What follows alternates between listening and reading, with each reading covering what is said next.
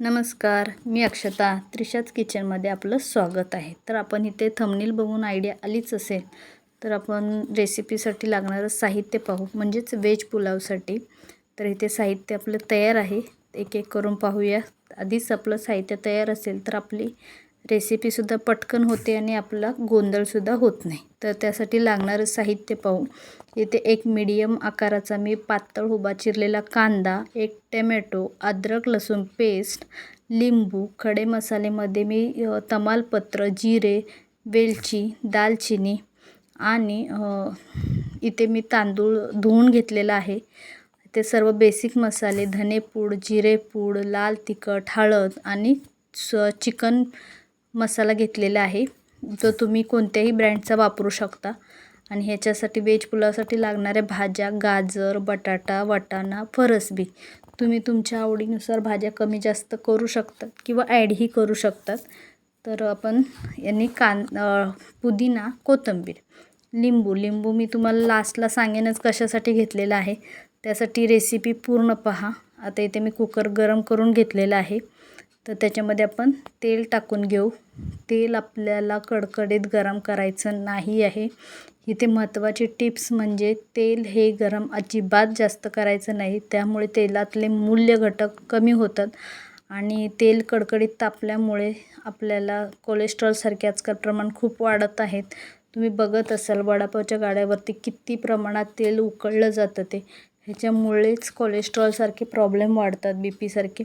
त्याच्यामुळे तेल हे नॉर्मल टेम्परेचरलाच गरम करायचं आहे. कुठलीही फोडणी देताना तेल कडकडीत गरम करू नका. आता इथे तुम्ही बघू शकत असाल की तेलाचा कुठेही तुम्हाला दिसत असेल की एकदम तडतडीत तापलेला नाही आहे. आता तेल तापल्यानंतर आपण त्याच्यात खडे मसाले टाकून घेऊ. कांदा परतून घ्यायचा आहे. कांदा परतल्यानंतरच आपण आले लसूण पेस्ट टाकणार आहे. त्याच्यामुळे काय होतं की आले लसूण पेस्टची चव तशीच राहते. आधी टाकायचं नाही तेलात, तर कांदा परतून झाल्यानंतर टाकायचं आहे. आता हे सर्व मिक्स करून घेऊ आणि हे मिक्स झाल्यानंतर आपल्याला टमॅटो टाकायचं आहे. त्याच्या आधी नाही टाकायचं. कांदा छान परतून घ्यायचा, म्हणजे पूर्ण काळपट पण नाही झाला पाहिजे आणि लालसर पण नाही झाला पाहिजे. मीडियम असा कांदा परतला पाहिजे. तर इथे टमॅटो टाकून मी चवीनुसार मीठ आत्ताच टाकणार आहे, ज्याच्यामुळे कांदा टमॅटो पटकन भाजले जातात आणि मऊ होतात. त्याच्यामुळे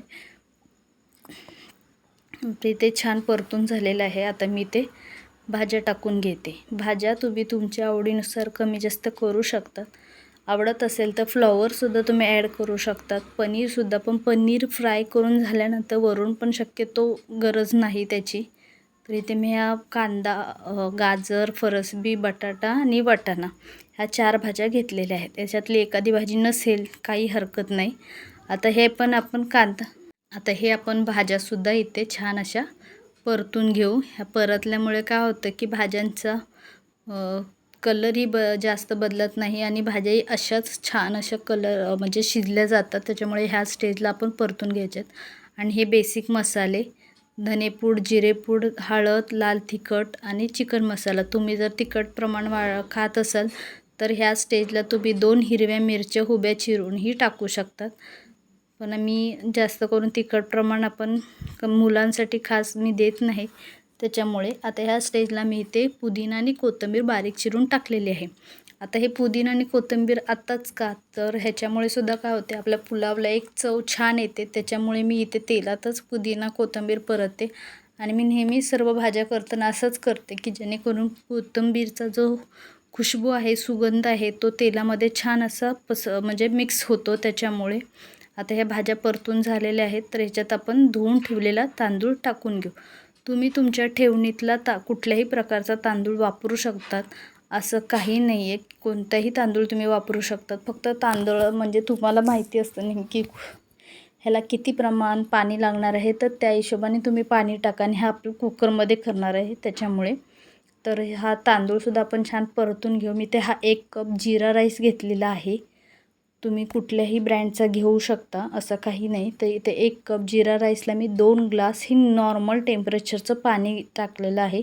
इथे गरम पाण्याचा वापर नाही करायचा आहे, तर नॉर्मल टेम्परेचरचंच पाणी वापरायचं आहे. आता हे छान मिक्स करून घेऊन आपण ह्याला कुकरमध्ये 4 शिट्टी करून घेऊ. आता ह्याला आपण छान मिक्स झालेलं आहे. आता झाकण लावून 4 शिट्ट्या करून पाहूया. आणि मेन राहिलं आपला लिंबू. हा लिंबू ह्यासाठी आहे की ह्याच्यामुळे आपल्या भाज्यांचा रंग बदलत नाही, पुलावचा रंग बदलत नाही आणि पुलावसुद्धा आपला मोकळा म्हणजे भाताचा एक एक कण मोकळा होतो. ह्यामुळे मी लिंबू टाकलेला आहे. तुम्ही नाही टाकलं तरी चालणार आहे, काही हरकत नाही. आता आपण याला झाकण लावून 4 शिट्ट्या करून घेऊ. आता 4 शिट्ट्या झाल्यानंतर तुम्हाला पुढे दाखवेनच. आता इथे कुकर थंड झालेला आहे आणि हा कुकर प्रेस्टिजचा आहे, खूप छान आहे. आता मी बघा तुम्ही पुलाव बघू शकतात, भाज्यांचा कलरही आहे असा राहिलेला आहे आणि पुलावसुद्धा मस्त आपला मोकळा झालेला आहे. आता एका प्लेटमध्ये काढून घेऊ. व्हिडिओ आवडला असेल तर पटकन लाईक करा, ज्याच्यामुळे तुमच्या एक लाईकमुळे आम्हाला खूप छान असे मोटिवेट होतं त्याच्यामुळे.